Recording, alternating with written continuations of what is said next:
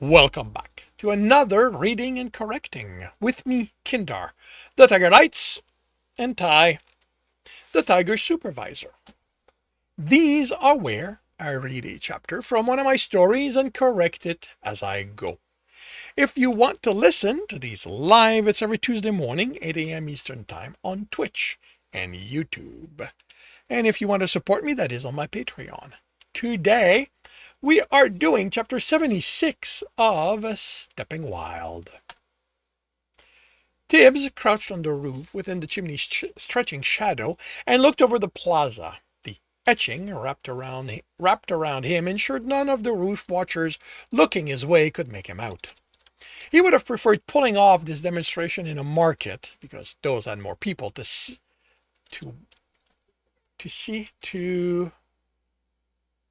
more people to watch it, to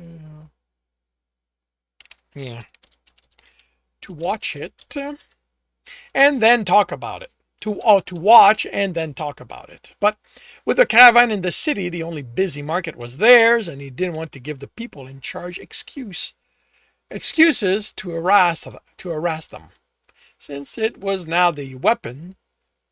how the weapons he'd weakened arrived. He was sure they were already going to try to blame them for it, but this was where having their own guards protecting that cargo would keep the caravan leader from shouldering the blame. This plaza was nearly in the center of the city, with to the side of the intersection of the road crossing it from sunset to sunrise, and one going from the transportation platform to the warehouse areas by the city wall. He thought that before travel to the city was restricted, this had been a market, one of the road headed for an artisan neighborhood, another eventually reached the offices handling merchant permit. Now, trees provided shade and benches, places for people to sit and rest before proceeding. A few taverns had tables around their doors, and some took tankards to shaded benches to enjoy them. Instead of booths, people walked among the wary travelers, offering trinkets and small things to eat. Anytime a guard noticed one, they chased them off as if they were miscreants, indeed of enterprising citizens. A few of the guard turned a blind eye to them, and Tibs thought better of those. Unfortunately, he wouldn't be able to keep them from the coming humiliation he was about to administer. They, like the other guards out of the local guardhouse, had the weakened weapons and armor. He didn't have the time to look for another place. The demonstration needed to happen before someone realized their weapons were fragile. Another thing going for this plaza was that the young copper-haired hunter wasn't there. So much for her having worked out his plans. An air etching sent him over the plaza as if he'd run to the edge, and a lone attentive guard pointed to him from the ground while one of the roof watchers let an arrow loose. Tibs caused it to miss him and landed with a flourish that had his colorful cloak bellowing around him, catching another arrow aimed for his chest.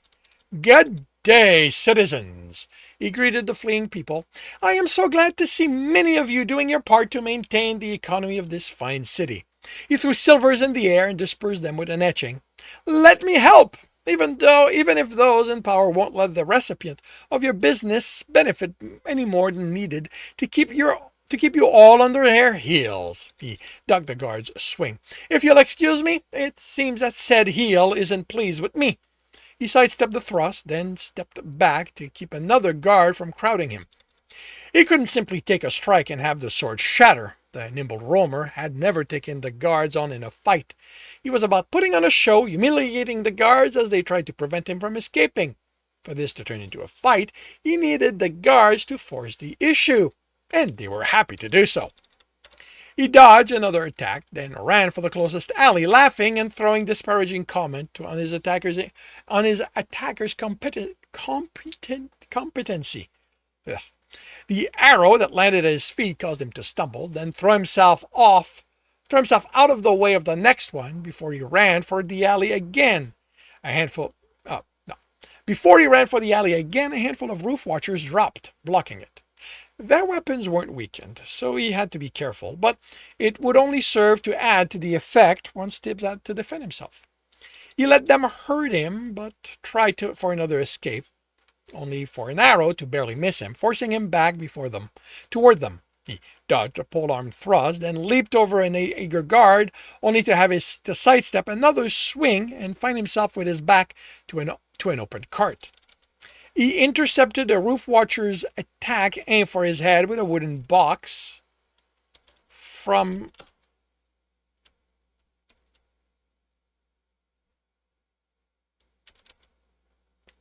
back to a box filled open cart.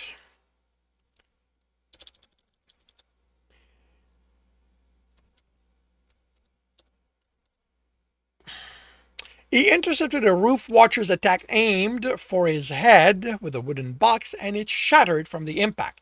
He caught the metal plate that fell and deflected that attacker's swing with it.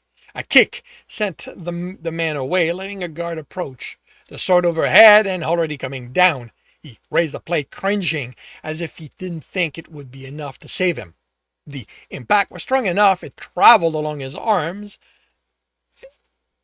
His arm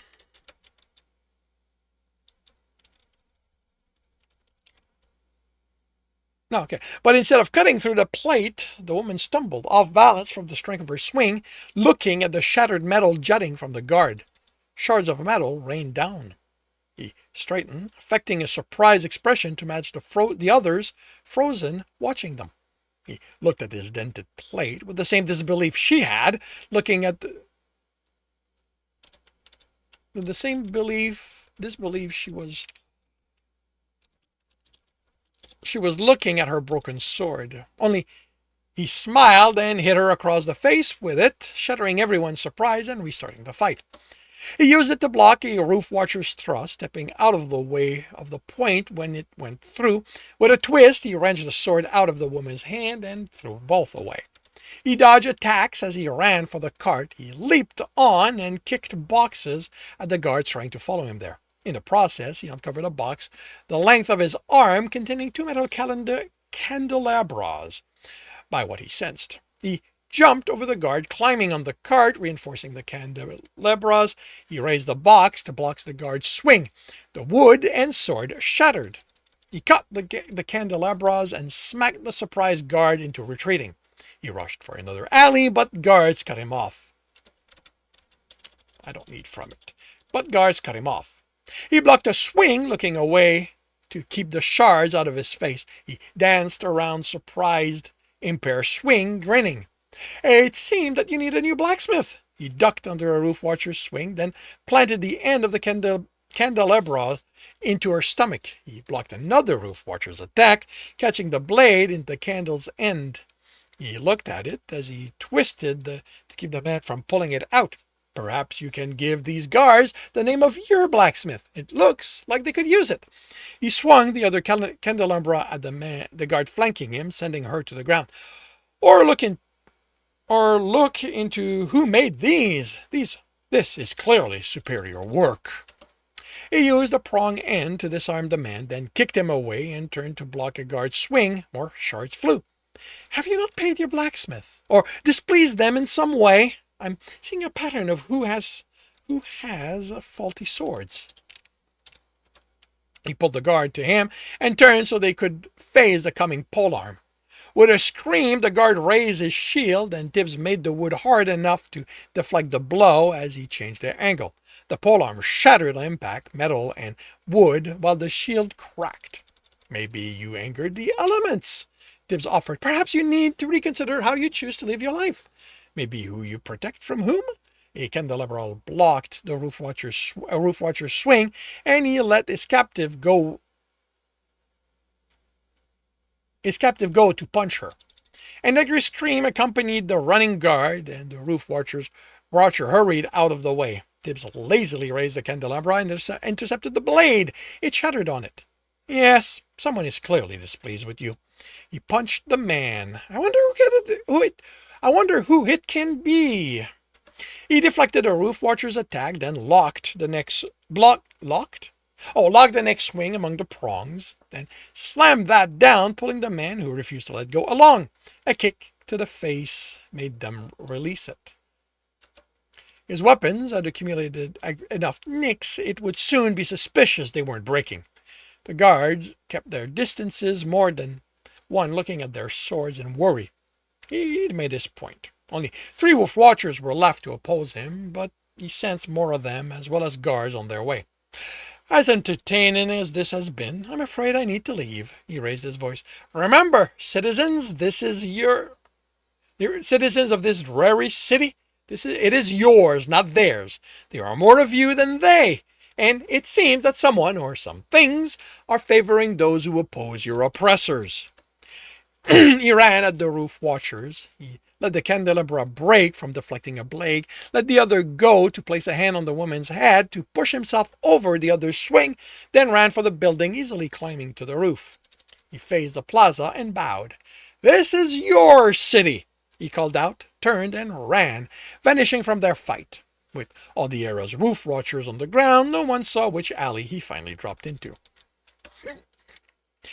Tibs gave the story 3 days to spread before slipping the paper with the new tavern and phrase to use to the little group's leader.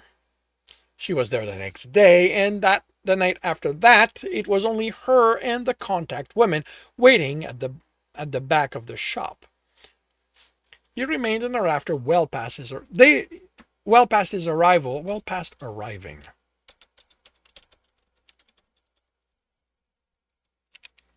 Well past arriving, sensing for anyone approaching. When he was confident all he sensed were the guards on their normal patrols, he dropped and stepped to the edge of the light. Did you lose people? We couldn't get everyone here this quickly. The leader's word had a faint glow to it. An exaggeration? She hadn't wanted the others here? He's impressed with what you did, the contact said, while he still tried to understand why. It was only the 2 of them. Dissension among the ranks? That was the point. The reason didn't matter, so long as it didn't get in the way of helping the city. I wouldn't depend on it. If he's planning on an attack, by now they'll have checked the weapons that arrived with the caravan and found them defective. To be able to do that, to be able to do what you did, the leader said, suspicion in her tone, you have access to closed-off places. She was suspicious of his allegiance. He shrugged. You can question my motivation, try to figure out who I am, or we can discuss the next step. Can you remove all their weapons? Not without them realizing they are under attack. I seeded thoughts that someone is displeased with the guards. I expect you've heard the stories being told, how the guards, who have already suffered a drop in pay, are seeing this as further pressure, how the city leaders are claiming this is my work, since they have no one else to blame. How whispers of unrest are turning into those of taking actions. The leader let out a breath and seemed to come to a decision. How much of the money you've taken from the guards are you willing to part with for our cause?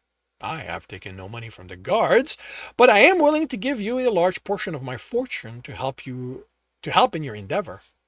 We know it's you, the contact said. You basically admitted to that last time. He shrugged. If it's important to your mastermind that it be their money you use, you'll have to seek someone else's help. It isn't, the leader said. I just don't understand why you aren't taking the credit. I don't take credit for someone else's work. It didn't matter that they believe him or not, to him or them. They exchanged a look, then the contact told them how much they needed. He was impressed. If he hadn't planned on taking silvers from the guard, if he hadn't planned to keep taking silvers from the guards, it would be more than he could give. They were ambitious. He had to give them that. I can't hand that over at one time. Getting a promise that size converted will be noticed, as would handing over that amount in bars. You have bars of platinum? The leader asked, dismayed. He shrugged again, then affected a thoughtful expression. A common coin pouch carries 100 silver without drawing attention. If you have places where one can be left behind in the process of trading, that won't be noticed. I can arrange to make it happen. 100 gold at a time would speed things up. Even electrums would make it faster. But money handlers pay attention to anything beyond silver because it's uncommon unless you're a merchant, which means I can be noticed when I get the higher value coins, and your mastermind can when he returns them to silver. Won't need them as silver, the contact said. If that what they needed could be paid in electrum or gold, this wasn't to bribe people within the city. That is nonetheless how I'll have them delivered. The contact looked at the leader, worried. How many shops can we safely use? Can you arrange 10 deliveries per day? She asked after thinking it over. You tell me the shops, and I'll see to it they are delivered. To it, the deliveries happen until the amount is reached. Hiring people willing to take part in criminal activities was always easy. People wanted extra coins, even when the system around them wasn't trying to take everything they had.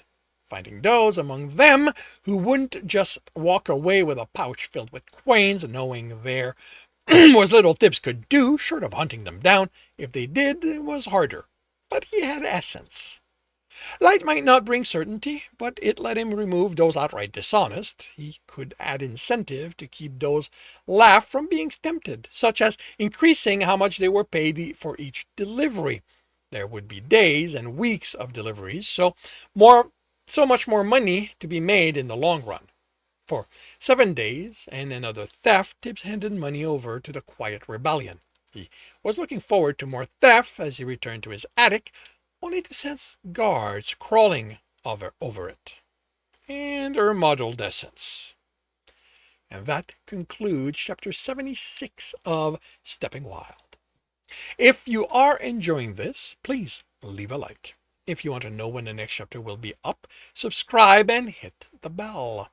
If you want to read this story, it is up for free on Royal Road. If you want to read ahead of that and support me in the process, that is on Ream Story. If you are looking to listen to these live, it's every Tuesday morning, 8 a.m. Eastern Time on Twitch and YouTube. And if you are... Now, links are in the notes, and with that, I shall wish you a good day.